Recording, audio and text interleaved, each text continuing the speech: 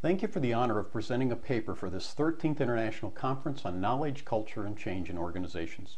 My name is Rick Roof, and I'm both a longtime leadership practitioner and more recently a researcher as a PhD student in organizational leadership at Regent University. As an introduction, issues of culture are increasingly of interest to our fellow researchers and practitioners as multicultural teams become more common. These complex organizational units result not just from globalization and the increased use of virtual teams, but also from general migration and the resulting multinational nature of even domestic workforces. That is, teams are taking on multicultural characteristics even in traditional domestic organizations. So within that framework of cultural change, I present this paper, Decisions in Context, How Culture Shapes the Decision Process. Decision theory has drawn the attention of researchers for the last 70 years with a plethora of various models proposed. This presentation will describe how cultural differences can be helpful in understanding decision-making through examining 4 common decision models and 2 dissimilar cultures, those of France and Japan. First, let's examine decision-making concepts and decision-making models. As I mentioned, the globalization of commerce and the accelerated pace of business in general have impacted markets and organizations in ways that must be considered when examining business processes. Those processes impacted by culture include the already complex dynamics of group decision-making. Understanding decision models within cultural contexts is important in supporting effective negotiations, sales, team leadership, and other relationally based efforts. Harrison, in a paper on decision-making models, observed that decision-making is not simply a scientific or economic endeavor, but it's affected by psychological and sociological forces, many of which are culturally based. In their book on psychology of decision-making, Beach and Connolly suggested that culturally affected social forces significantly affect teams because values, beliefs, self-image, societal rules, goals, and group norms all impact team member behaviors and expectations. So understanding complex decision models and cultural interaction can help leaders operate in the multicultural business environment of today. In fact, strictly North American-based teams are increasingly multicultural and therefore impacted in their decision-making approaches by cultural influences.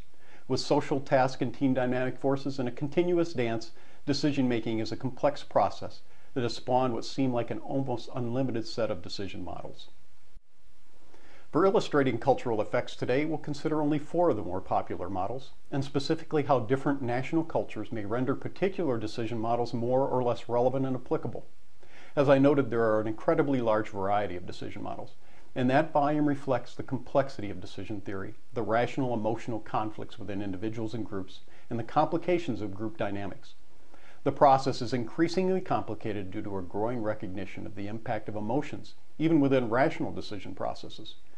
With decision models attempting to capture and define key elements of group choice processes, and since those processes are so complex, as you might expect, many of the models overlap. The theories that have emerged have titles that reflect the complexity and range of issues and include models with such names as narrative, values trajectory, strategic utility, image, story, argument, Delphi, nominal group, and incremental. For us to better focus on the cultural effects on decisions, we'll examine 4 of the more common decision models: rational, emotional, political, and garbage can. So let me offer brief explanations of each of the 4 models for today's discussion. The first under consideration is the rational model. The rational model is the logic-based decision-making method most familiar to us, and likely the model whose use we most espouse. The model assumes we have unlimited and complete information and the cognitive skills necessary to make rational decisions. Rational model decisions are based on trust and in the supremacy of analysis as the best process to reveal proper answers.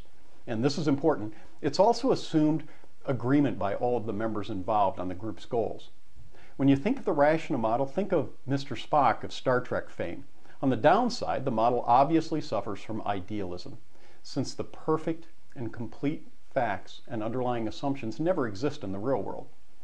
Nevertheless, the rational model can be quite useful in combination with other models.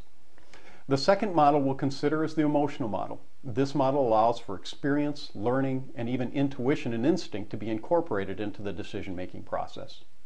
Unlike the rational model, with its complexity and perfection-driven limitations, in the emotional model, those less rational emotional elements are always considered. Some of those factors would include how a group's decisions are affected by mood, risk aversion, fear, prior sunk costs or precedents, overconfidence, outcome desirability. We'll also consider the political model. This model is more based on social dynamics. It's more qualitative in nature. The objective of this model is not to satisfy logic or emotion like the rational or emotional model, but to find a solution that's most suited to the widest audience. The political model applies strategies of compromise and negotiation to achieve maximum consensus. The political decisions that result from this model are typically short-term and temporal, so overall progress is made through small incremental changes or agreements. The political model approach, by its nature, limits the range or complexity of choices considered. So the political model is focused on solving immediate problems, and success is measured by breadth of agreement rather than more rational quantifiable outcomes.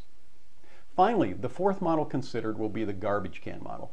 In addition to an interesting name, the garbage can model contributes a rationally based model that's more realistic than the rational model. This model describes an environment where dynamic goals, changing participants, time pressures, and confusing decision methods demand a process that operates in a more chaotic and realistic environment. The name reflects the concept that random dynamic factors are dumped into a can and periodically emptied as decisions are made. The garbage can model reflects a real-world ambiguity and anarchy. Compared to the rational model, garbage can doesn't necessarily incorporate more emotional factors. Rather, it reflects a more realistic environment and structure. It accepts less optimum, imperfect decision environments. So we have four decision models: the rational, emotional, political, and garbage can decision models within which to consider cultural impacts. Now we'll examine how particular cultures define desirable outcomes and socially acceptable methods, which then shape how each particular decision model is applied and accepted within that culture. To begin examining culture, we rely on research into cultural differences and their effect on leadership, which have been conducted over the last 30 years, resulting in metrics such as Hofstede's power distance, collectivism, individualism, and uncertainty avoidance dimensions. While such factors are not comprehensive, they do offer some helpful insight and cultural perspectives. In fact, national cultural differences can have more of an impact than specific organizational culture in some decision processes or objectives. Now, to illustrate the cultural effects, French and Japanese decision model tendencies are going to be considered. First, let's consider the generally rationalistic French culture using Hofstede's dimensions and ratings as of early this year.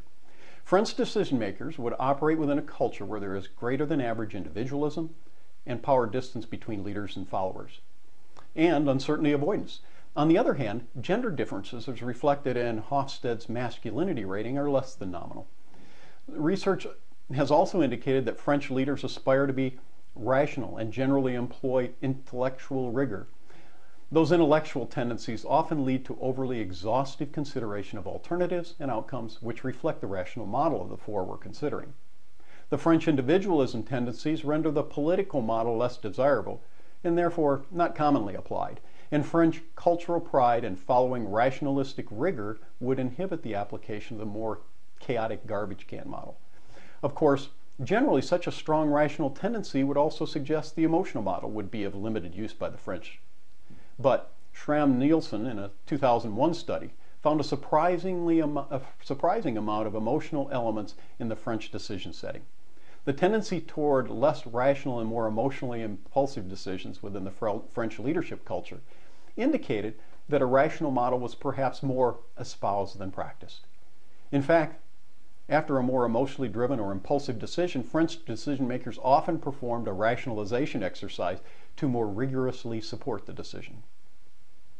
So we see through this very brief review that French decision-making models tend toward rational and sometimes emotional models, with political and garbage can models in less favor. The French example also illustrates a very important principle in that when only considering cultural dimensions as measured by Hofstede or other dimensions, there are other factors that often contribute to the overall understanding of cultural differences in decision making.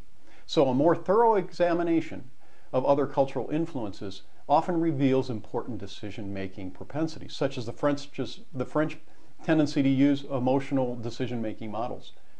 Now let's take a quick look at the Japanese culture tendency. They're driven by collectivism and practicality.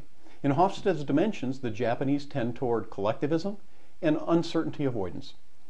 Also, the Japanese are comfortable with vague, ambiguous environments, according to a 1997 work by Takahashi.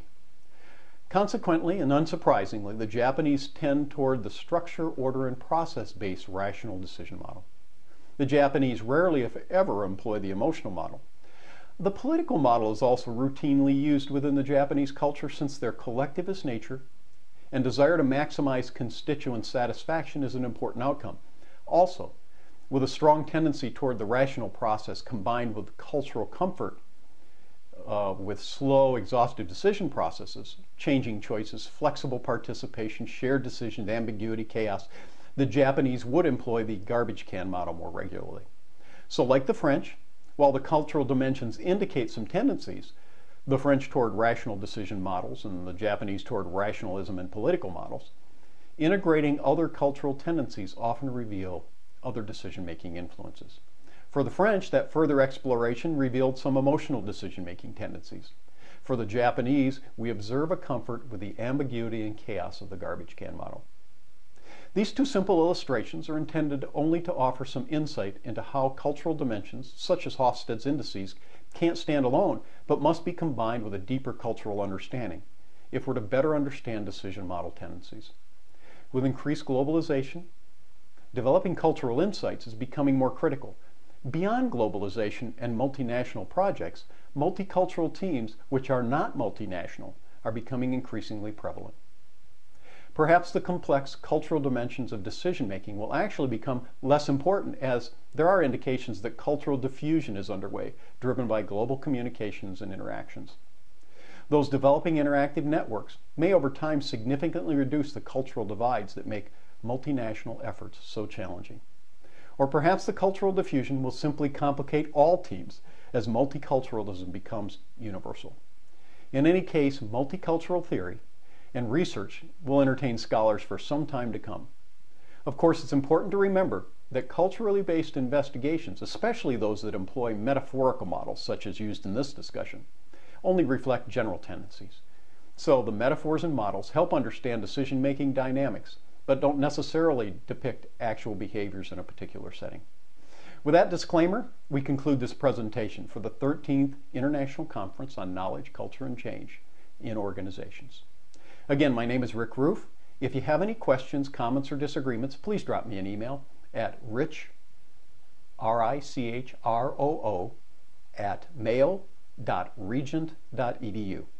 Thank you again for this opportunity to explore cultural dynamics with you today, and I look forward to talking face-to-face at a future conference.